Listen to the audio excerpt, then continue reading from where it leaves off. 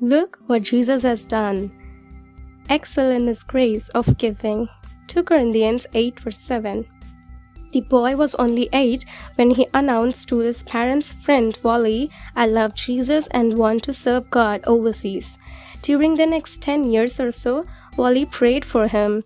When this young man later announced his intention to go to Mali, West Africa, Wally told him, "It's about time. I invested some money and have been saving it for you, waiting for this exciting news." Wally had a heart for spreading God's good news.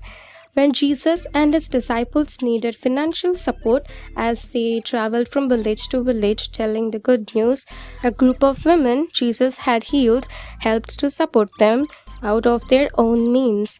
One was Mary Magdalene, who had been freed from demons.